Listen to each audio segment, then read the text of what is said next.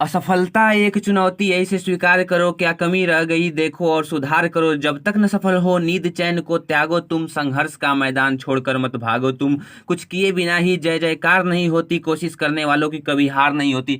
तो hello friend, स्वागत है आपका आपके अपने यूट्यूब चैनल एसकेपी में। दोस्तों आज हम देखेंगे कि हिंदी की कॉपी को आप 16 फरवरी को किस प्रकार से लिखें ताकि आपको 70 में 70 मार्क्स मिले, ताकि आपको 70 में 70 मार्क्स मिले। दोस्तों चलिए स्टार्ट करते हैं, इसे देखते हैं किस प्रकार से पहले कॉपी को भरते हैं और मतलब कॉपी का पहला पृष्ठ भरते हैं और किस प्रकार से कॉपी को एकदम सुंदर तरीके से संदर्भ प्रसंग व्याख्या यानी जितनी भी चीजें हैं, जितने भी क्वेश्चंस है उसके आंसर्स किस प्रकार से बिल्कुल सुंदर तरीके से आपको लिखना है। दोस्तों चलिए स्टार्ट करते हैं बिना किसी देरी के। दोस्तों आपको यहाँ पे देखिए पहले कुछ इंटरफेस आपको ऐसा मिलेगा और देखिए यहाँ पे केंद्र व्यवस्थापक का मोहर, यहाँ पे केंद्र की मोहर और यहाँ पे परीक्षार्थी का अनुक्रमांक। तो जो यहाँ पे आपको केंद्र व्यवस्थापक का मोहर है वो सब आपकी कोई काम नहीं है, मतलब आपको कुछ नहीं करना है इसमें। वो जो केंद्र के लोग होंगे वो सब कर देंगे ये सब। आपको बस अपना रोल नंबर भरना है। तो मान लीजिए आपका रोल नंबर 22,43,216 है तो आप इसको ही भरेंगे। और देखिए इसको शब्दों में भरेंगे, जैसे 2 है तो 2, यहाँ पे फिर 2 है तो 2, फिर 4, फिर 3, फिर 2, फिर 1 और फिर 6। इसको इस प्रकार से आप क्या करेंगे, भरेंगे। और यहाँ पे मान लीजिए कि आपका विषय हिंदी है तो आप यहाँ पे हिंदी लिखेंगे, यहाँ पे और कोई सब्जेक्ट नहीं लिखेंगे। जैसे मान लीजिए कि वीडियोज बनाने के लिए कट पिट किए गए हैं, हालांकि यहाँ पे सब्जेक्ट आपका हिंदी रहेगा क्योंकि हम हिंदी का हल करवा रहे हैं। तो यहाँ पे आप क्या लिखेंगे, हिंदी लिखेंगे। और यहाँ पे ये सब कट पिट नहीं लिख रहेगा, जिस भी विषय का पेपर रहेगा उसे आप भरेंगे। और देखिए यहाँ पे केवल भरेंगे, केवल प्रश्न पत्र है, हिंदी का केवल एक ही है तो बस केवल भरेंगे। और उसके बाद से देखिए यहाँ पे दिया है कि प्रश्न पत्र पर अंकित संकेतांक। तो मान लीजिए कि आपका जो प्रश्न पत्र है उस पे जो अंकित संकेतांक है वो 824 कितना है, बीपी है। मान लीजिए कि 824 बीपी है, हालांकि वो तो आपके प्रश्न पत्र पे मिलेगा, बट यहाँ पे मैंने इस प्रकार से दिखाया तो 824 मान लीजिए बीपी है। तो इसे आप क्या करेंगे। और देखिए यहाँ पे हम देखते हैं कि परीक्षा का दिन मान लीजिए आपका सोमवार है तो आप यहाँ पे सोमवार ही भरेंगे। और परीक्षा की तिथि एवं पाली, तो परीक्षा की तिथि मान लीजिए 16/2/2023 को है, 16 फरवरी और 2023 को है तो आप 16 फरवरी 2023 भरेंगे। और प्रथम पाली जो है उसमें प्रथम भरेंगे। मान लीजिए कि आपका प्रथम पाली का हाई स्कूल में होता है तो आप पाली को क्या भरेंगे, प्रथम भरेंगे। और देखिए दोस्तों यहाँ पे हमारे ओएमआर के क्वेश्चंस भी हैं, ओएमआर सीट के क्वेश्चंस हैं, तो इसको हम ओएमआर पे भर के आपको दिखाएंगे लास्ट में। पहले हम वर्णनात्मक प्रश्न को देख लेते हैं तो क्या होगी, हम लोगों को थोड़ी सी आसानी होगी। पहले वर्णनात्मक प्रश्न को हम क्या करते हैं, देख लेते हैं। इसको क्या करते हैं, हटाते हैं और वर्णनात्मक प्रश्न को क्या करते हैं, देखते हैं।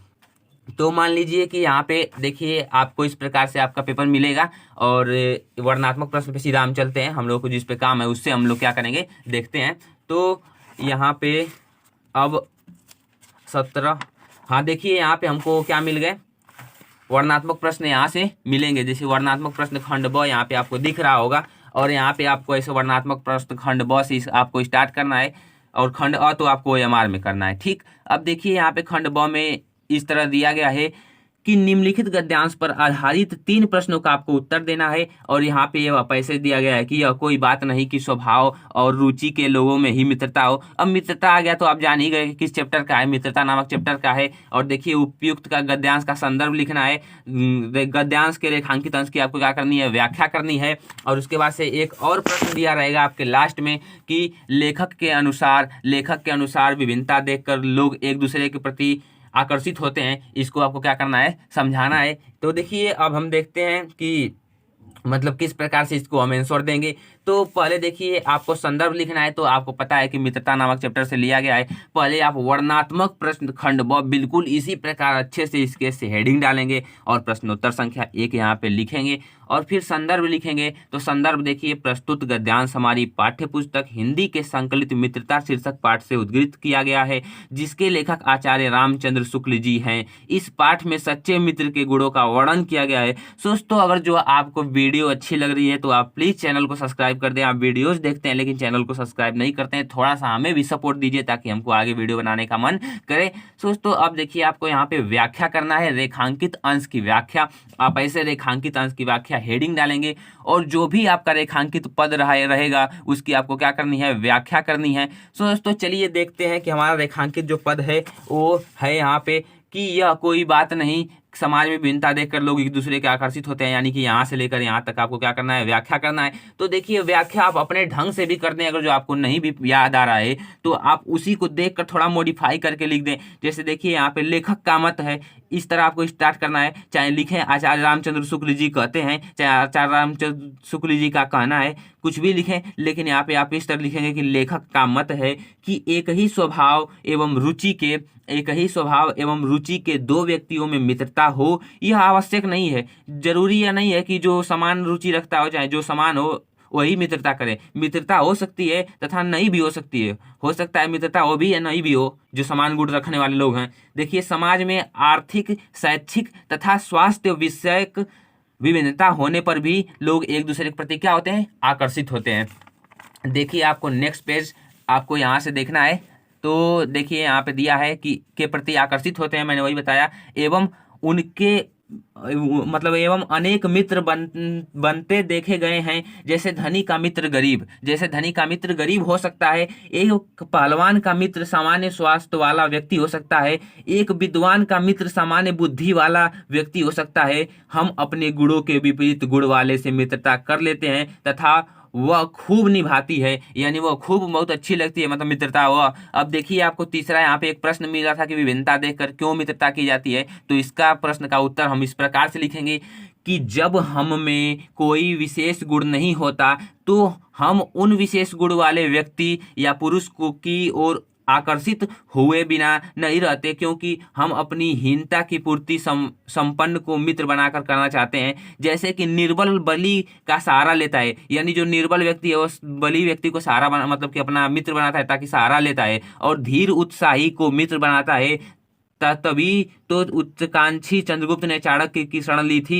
जो चंद्रगुप्त था वो बुद्धि के लिए किसका शरण लिया था, चाणक्य की शरण ली थी। नीतज्ञ अकबर ने विनोदी बीरबल को अपनाया था, आपको बिल्कुल इसी प्रकार से लिखना है। अब देखिए अथवा में एक और दिया होगा, अगर जो आपको मित्रता का नहीं आ रहा तो एक और अथवा में दिया है, उसको कर सकते हैं।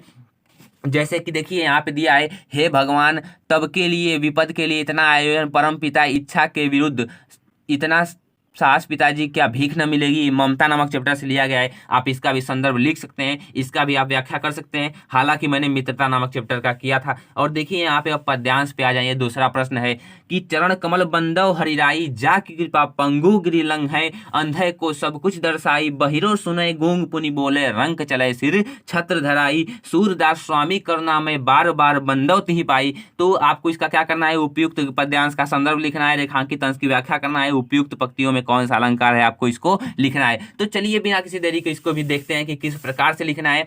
तो आप देखिए यहाँ पे दिया गया है, इसका संदर्भ देखिए, प्रश्नोत्तर संख्या आप 2 बिल्कुल इसी प्रकार से डालेंगे और यहाँ पे आप लिखेंगे संदर्भ पहला। देखिए लिखा गया है कि प्रस्तुत पद्य हमारी पाठ्य पुस्तक के काव्य खंड के पद शीर्षक से उद्गृत है। यह सूरदास द्वारा रचित सूर सागर महाकाव्य से लिया गया है। इसको बिल्कुल स्पष्ट अक्षरों में आप लिखेंगे तो आपको 2 नंबर तो 2 नंबर दे ही देगा, जितने नंबर का है उतना नंबर दे ही देगा आपको। अब देखिए रेखांकित अंश की व्याख्या करनी है आपको। तो रेखांकित अंश कौन सा था कि बहिरो सुने गूंग पुनि बोले, रंक चले सिर छत्र धराई, ये क्या था, रेखांकित अंश है। तो देखिए लिखा है कि श्री कृष्ण के परम भक्त सूरदास जी श्री कृष्ण की के कमल रूपी चरणों की महिमा का चित्रण करते हुए कहते हैं कि हे प्रभु आपकी कृपा से बहरे व्यक्ति को भी सुनाई देने लगता है, आपकी कृपा से बहरे व्यक्ति को सुनाई देने लगता है, और गूंगा व्यक्ति को बोलने लगता है, और गरीब व्यक्ति राजा बनकर सिर पर राज छत्र धारण करके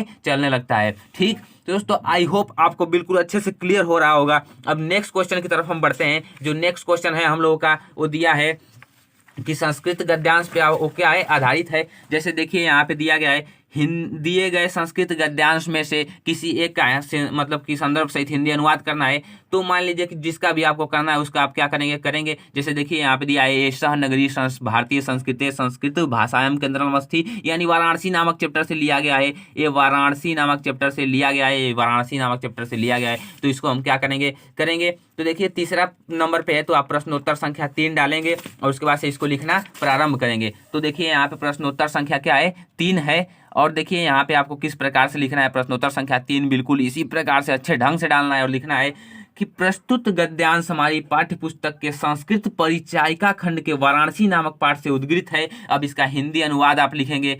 देखिए, लिखेंगे कि यह नगरी भारतीय संस्कृति और संस्कृत भाषा का केंद्र स्थल है। यहीं से संस्कृत साहित्य और संस्कृत का प्रकाश सब जगह फैला था। मुगल युवराज दारा शिकोह ने यहाँ आकर भारतीय दर्शन शास्त्रों का अध्ययन किया था। वह उनके ज्ञान से ऐसा प्रभावित हुआ कि उसके द्वारा उपनिषदों का अनुवाद फारसी भाषा में करवाया गया, जो संस्कृत भाषा के अनुवाद हो क्या किस में करवाया गया, फारसी में करवाया गया। ऐसी हमारी प्राचीन क्या है जो वाराणसी नगरी है वो है। अब देखिए, इस तरह आपको एक पद्य भी मिलेगा, जैसे कि आपको देखिए यहाँ पे लिखा गया है कि दिए गए संस्कृत पद्यांश में किसी एक का संदर्भ सहित क्या कीजिए, हिंदी अनुवाद कीजिए। मानव हित्वा प्रिय चाहे सर्वे सुखिनः भवन्तु, आपको जो मन करे वो कीजिए। तो देखिए हम कौन सा करते हैं, तो यहाँ पे आपको क्या करना है, फिर से अब प्रश्नोत्तर संख्या 4 पे आपको डाल के अथवा में लिखना है, जो अथवा में दिया था। मान लीजिए आप अथवा कर रहे हैं तो अथवा आपको लिखना ही पड़ेगा। जैसे हम यहाँ पे अथवा वाला कर रहे हैं, यहाँ पे अथवा सर्वे भवन्तु सुखिनः वाला कर रहे हैं, तो यहाँ पे अथवा डालेंगे। प्रश्नोत्तर संख्या 4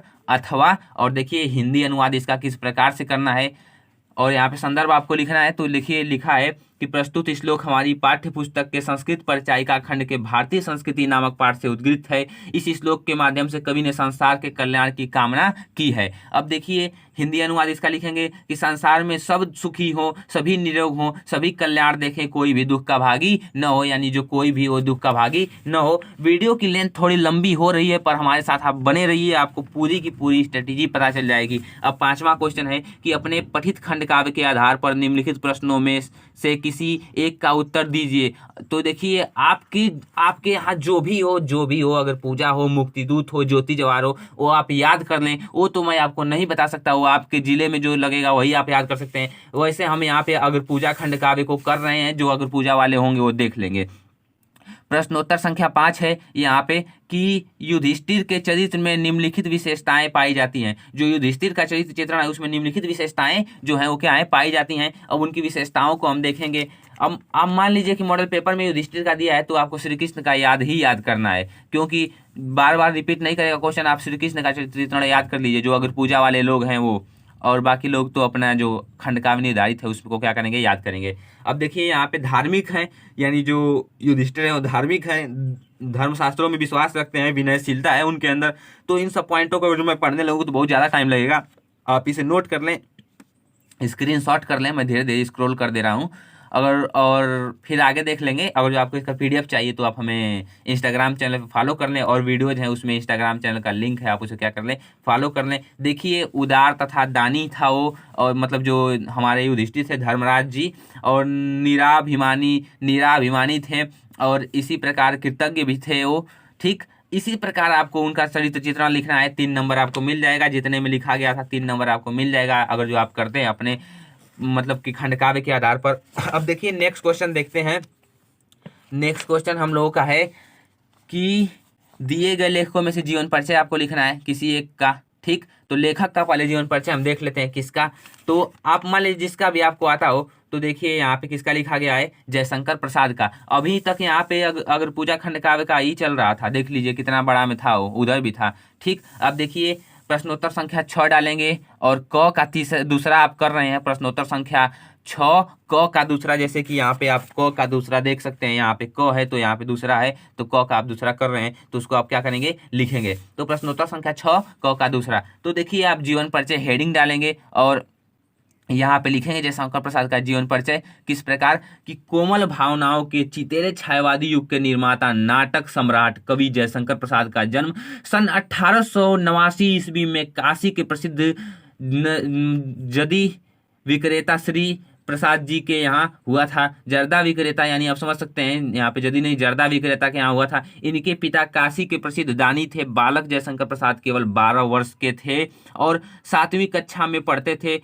कि उनके पिता परलोकवासी हो गए, यानी उनके पिता का क्या हो गया, निधन हो गया। आपको इसी प्रकार से आपको बिल्कुल अच्छे ढंग से जीवन परिचय को लिखना है। मैं इसको स्क्रॉल कर दिया हूँ, आप इसे नोट कर सकते हैं। क्वालिटी थोड़ी सी वीडियो की लो हो तो कोई बात नहीं है। देखिए अब यहाँ पे इस तरह लिखा गया है, साहित्य योगदान, भाषा शैली और रचनाएं इनकी बिल्कुल आपको 5 नंबर तभी मिलेगा जब इतना पॉइंट आप डाल के लिखेंगे, तो आपको 5 नंबर कोई नहीं रोक सकता, आपको 5 नंबर मिलेगा। अब आपको क्या करना है कि कवियों के जीवन परिचय में लिखना है कि गोस्वामी तुलसीदास चाहे सुमित्रानंद पंत का चाहे महाकवि सूरदास जी का। तो आप क्या करिए कि इसमें देखिए महाकवि सूरदास जी का लिखा गया इसमें हमारे यहाँ, तो आप इसे क्या करेंगे लिखेंगे, इनका जीवन परिचय लिख देंगे। मैं इसको पढ़ नहीं रहा हूँ, बहुत ज़्यादा टाइम लगेगा इसको पढ़ने में। तो चलिए अब क्या करते हैं, आगे बढ़ते हैं नेक्स्ट क्वेश्चन की तरफ। देखिए अभी इनका ही जीवन परिचय क्या हो रहा है, चल रहा है, अभी सूरदास जी का ही जीवन परिचय यहाँ पे चल रहा है। अब देखिए हम आगे बढ़ेंगे और आगे बढ़ेंगे, अब क्वेश्चन देखेंगे।